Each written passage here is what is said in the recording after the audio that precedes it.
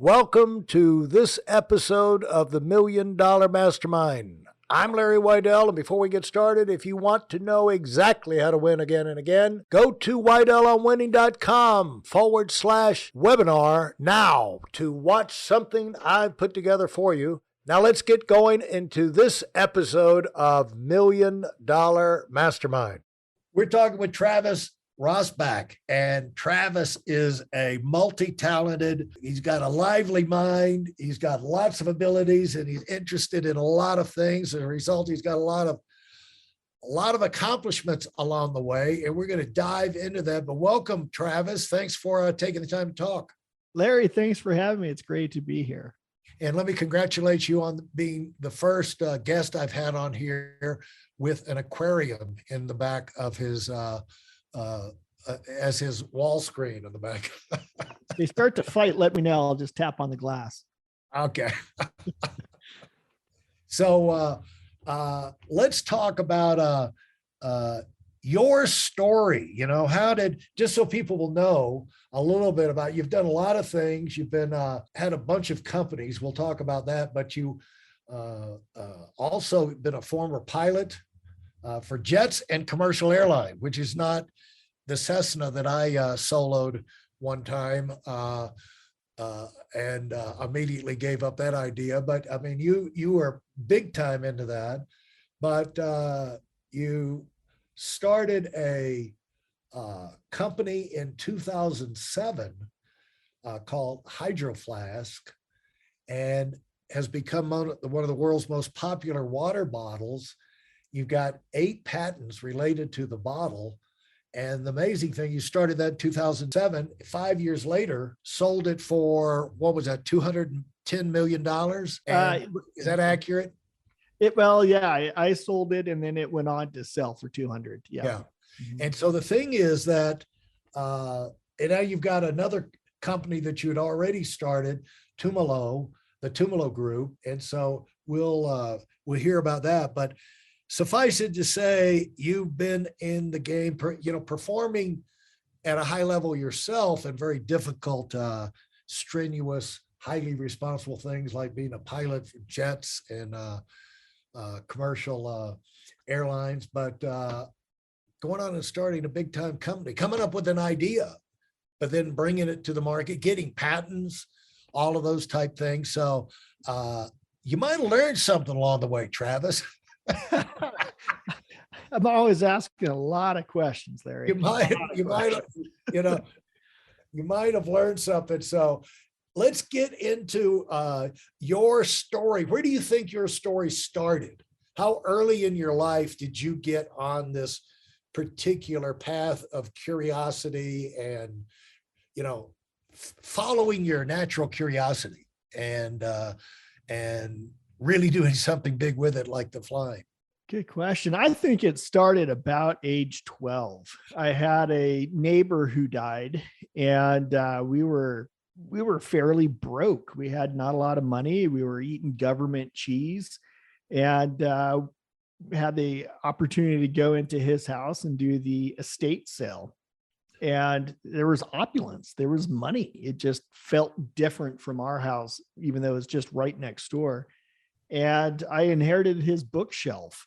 And on that bookshelf, there was Brian Tracy, Zig Ziglar, Jim Rohn, Wayne Dyer, all these sort of 80s and 90s legendary business gurus and entrepreneurs, and how to self-help books and things like that.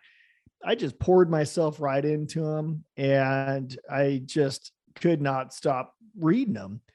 About 14, I met my dad. He was down in the U.S. Virgin Islands. I took off down to St. Croix, met him. He had a few dive shops. And then right after graduation, I became a dive master, a dive instructor, and a boat captain down in St. Croix. But, and then I went on to become a commercial airline pilot, flying jets and stuff. But I was just always really fascinated with business. And so that's kind of been my true calling all along, is entrepreneurial endeavors and world exploration. And how long did it take you to go from becoming, getting down there, getting exposed to what your dad was doing, to become a dive master? And then what'd you say, a captain of a charter. What was that designation? Well, yeah. So I went down at 18. Well, I started going down at 14 and became an open water diver, and then I got my advanced in rescue. And then as soon as I turned 18, I got my dive master.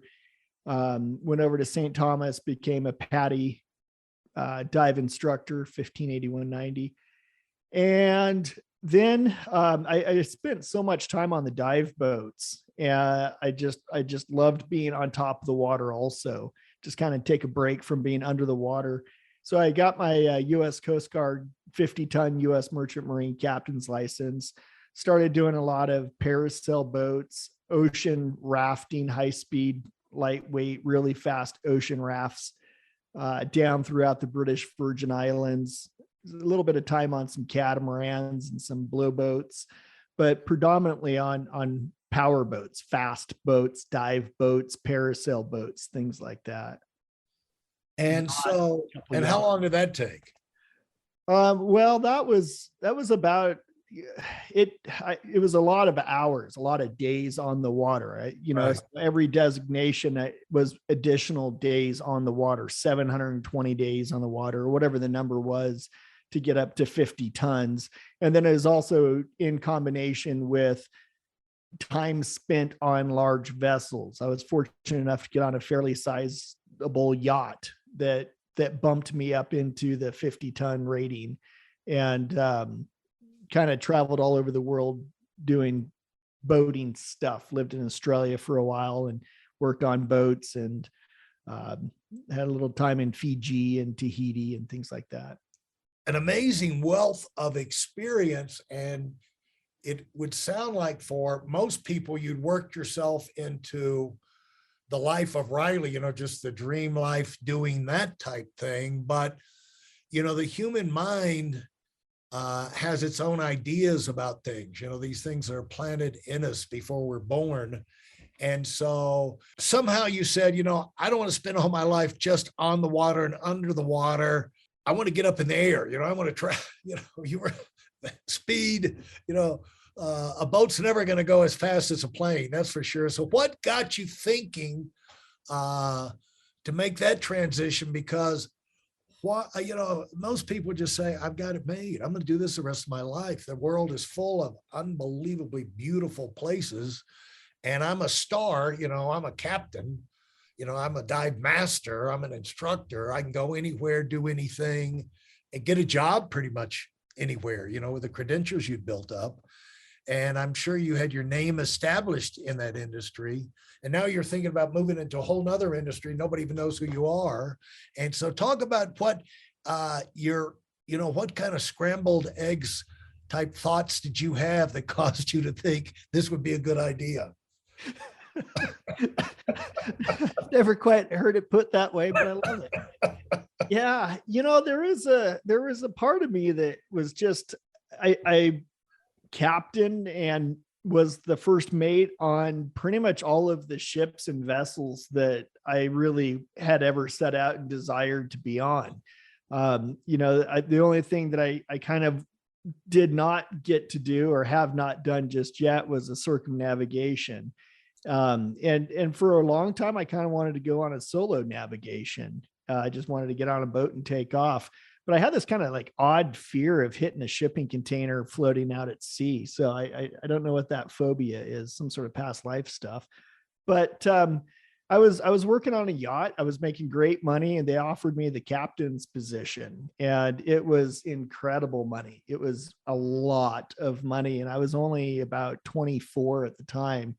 And I just decided I'd kind of had enough of that. I didn't really want to be on the vessels anymore. It was beautiful. It was great pay. It was a lot of fun, but at the same time, it was a little confined. It was a full-time live aboard job. Yeah. And it felt like kind of like golden handcuffs almost. And I declined. I said, no, I think I'm done working with you guys all together, but thanks anyway. As I was walking down the board ramp, I thought, oh geez, what have I done? There goes my opportunity.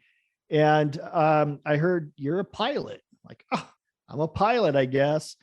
And that night I realized like, well, I don't know how to fly airplanes, I guess, but and I need money for rent and food, so I might as well go get a job as a captain again. And I happened to stumble upon a magazine called Flying, a piloting magazine. And it, like, I saw it and it was just like, okay, that is it. I'm a pilot. So I started calling around and they were telling me these outrageous prices to go to school to become a airline pilot. Sure. And I had like $8 to my name. And finally, one of the schools said, well, you can get student loans. I said, okay, I don't know what that is, but that sounds good. Let's do that. So like everything just kind of started falling into line. And I ended up leaving St. Thomas, came back to Oregon and started flying. And then September 11 happened. That put a huge pause on everything, especially aviation related. So then I moved over to Central Oregon, started rock climbing and just kind of passing the time until we could fly again. And then picked right back up and became a multi-engine, instructor with my instrument ratings and all of that. And How long started. does it take, by the way? Well, I started in 2000 and then 2001 happened and then 2002. So it was about 2.5, 3 years to get all my ratings. I did a bit of a fast track also. I went to a school called Airline Transport Professionals, ATP. And I think I don't remember exactly. I think it was about 90 days plus or minus where we had multi-engine cross-country time. So we just got to fly all over the country from school to school, racking up cross-country pilot in command, multi-engine cross-country instrument night time. So I had a lot of good hours from that school. And then when I got done with the school, I was driving back home, had no idea what I was going to do. And I saw some skydivers. I was like, well, skydivers need pilots. And went over and got a job flying skydivers out of Crestwell, Oregon, which was just a lot of fun. I didn't get a lot of hours and I got no pay, but my gosh, I had a lot of fun. And with those hours, I went down to the Caribbean, back home to St. Croix, and started flying charters, like turbine jet charters. And then there was an opening at the Seaborne Airlines. And that's what I really had always wanted to do, is fly the seaplanes. So I just barely passed the exam. And the next day I was up in Canada getting my Twin Otter on float airline ratings. Yeah. Hey, listen, there's a lot of information online, but there aren't a lot of people who've actually done something. In my case, I've actually built a successful business that's accrued over $5 billion in assets under management and has done well even during trying times. Now, if you want to know exactly how I've done this, go to whitelmwinning.com/webinar now. I've compressed a decade of learning into 5 short weeks just for those of you who want to give yourself an incredible advantage and are tired of waiting and watching others move up. Well, did you have any moments you went through where, I'm up here in the air now and things could go wrong? Oh yeah. I remember that's what happened to me when I did my was getting my pilot's license and or in the process, and I got it through one solo. I won't tell you the story of almost getting T-boned by a 737 that did not bother to call into the tower and get clearance. Huh. And on the cross thing, and I had to pull out right at the last minute. And once I got that thing down, I gave him the keys and walked away. But I mean, leading up to that, we had all kind of crazy things happen where all the power goes off. We're up there, all the power goes off, and then hit an air pocket. And the instructor was taller than me, and he got knocked out. Oh gosh. Because it went boom. And I thought, what if I'm up here in a plane by myself and hit an air pocket? And then we had one thing and another. Then a front came in. We went out there, you check the weather before you go up. clear skies all the way from Greensboro, 200 miles all the way up to Asheville. We go up for a 30-minute thing and we turn around to come back. We practiced landings and takeoffs. We turned around to go back to the airport. It looked like Independence Day with a black sky, weather coming in. We had to land and wait till that went up. It was like, I got the message real quick. I didn't need to be in the air, but how did you get past the kind of, fears that jump into your mind? Because you're already a guy who's got this irrational fear of soloing around the globe and not being able to avoid hitting a tanker. So you're obviously capable of irrational fears. So how did you get yourself to the point of having the confidence to hang in there and go on with the flying? Well, because we have the thing is this, Travis, I want to build, because we have these irrational fears. There's fears of things turning into disasters when you start companies too, and you're in charge. And even after you've had a year or 2 or 3 of success and this, that, and the other, there's always going to be those things that pop in your mind. And so how did you look at that? Well, I think every situation was a little different. I remember as a student pilot, one of the very first things that I was taught was, if it looks like you're going to crash, jam something in the door, put a jacket or something in the door so that if you do crash, you can at least get the door open and get yourself away from the wreckage. And so I guess that was always kind of in the back of my mind that I'm going to be okay if it crashes. I can just, prop the door open and get out of here. Yeah. But yeah, there were quite a few times where one of the scariest jobs I had was I had a paper route flying from St. Croix to St. Thomas at 4:00 in the morning. I'd fly the newspapers over to St. Thomas, and the owner of the plane would fill it up with newspapers, because the more newspapers I flew, the more money he made. Right. And he would not put very much fuel in it. It was literally just enough to get there and back, because the fuel weighed so much. He'd rather get the money in the newspapers. Yeah. And there were multiple days where I'd be coming back, and like you said, the front would come in and I wouldn't be able to see the island, and I had to get real down low. And a lot of times, I was flying right on the surf and right on top of the waves in that kind of there's an air pocket. If you take an airplane and turn it sideways, there's a buffer zone that you can kind of just basically float and conserve fuel. And there were multiple times where I'd get down into that ground effect, I think it's called. I'd get down into the ground effect and just kind of coast back. But yeah, there were multiple times. One time I actually did get back to St. Croix, and just as I landed, I had one engine at that time. The engine went out, and I had to get towed back over to the hangar because there was no more fuel. Wow.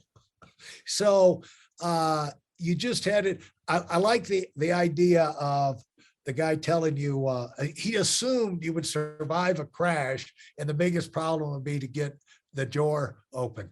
Yeah, right. Yeah, that's a positive thought. Yeah. Well, and I didn't know any better. Like, this is my kind of first or second flight, and I thought, well, this guy obviously knows what he's talking about. He's an old pilot. He must know. And I just kind of had blind faith at that point. Yeah.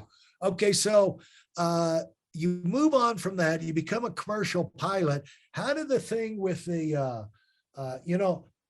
looking on here, I don't know which you did first, the sign and screen printing company or the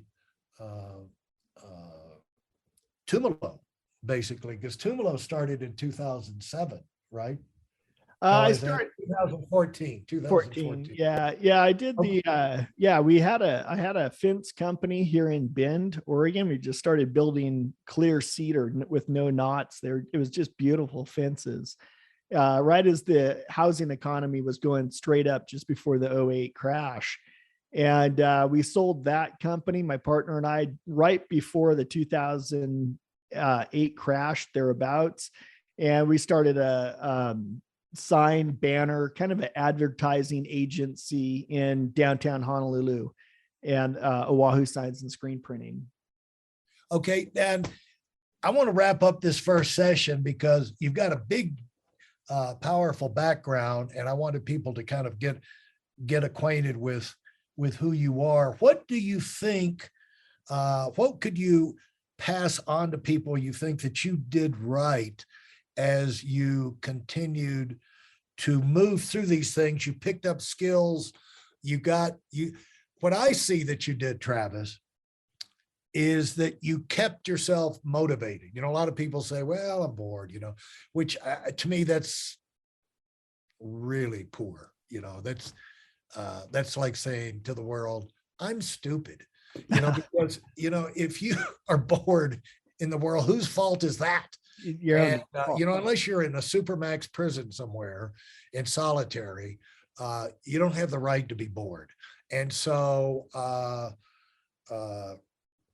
so what you did was you kind of grooved off of the things you were excited about and could get interested. Like you said, you're on the water day and night, accumulating the hours. You fast tracked to the flying thing. And as a result, when you put in, it's amazing how much, I've always thought that in 90 days, if you get interested in something, learning a language, playing an instrument, within 90 days of intensive around the clock effort, if you get the right kind of instruction and this, decent equipment and everything, in 90 days, you could probably move up to the top 98th percentile, or at least 95th percentile of everybody who does that in the world.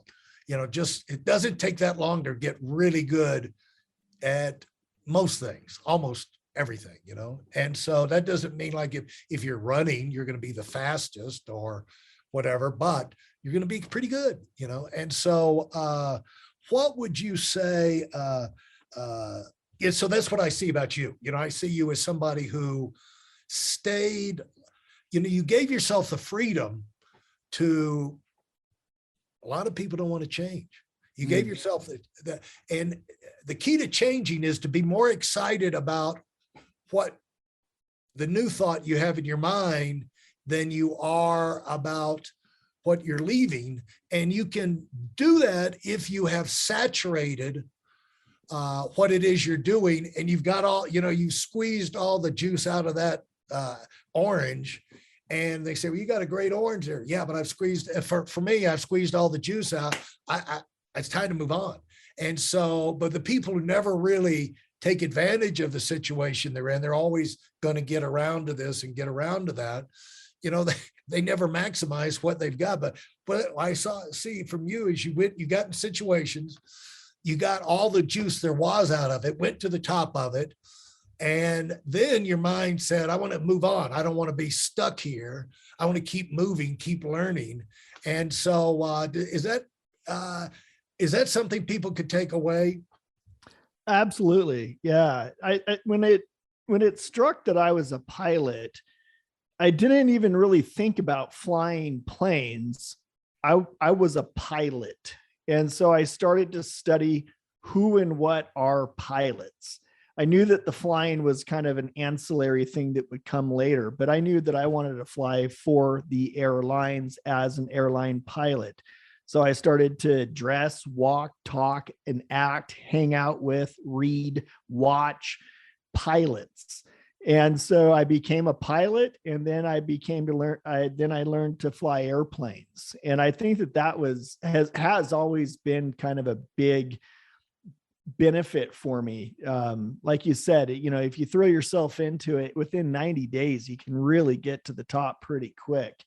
I recognized that the people around me were learning to fly the airplanes. They were putting all of their effort towards the flying, and they ended up as flight instructors for years and years and years and years. I didn't want to be a flight instructor. I wanted to be a pilot. So therefore I studied the pilots, and then I learned to fly the airplanes.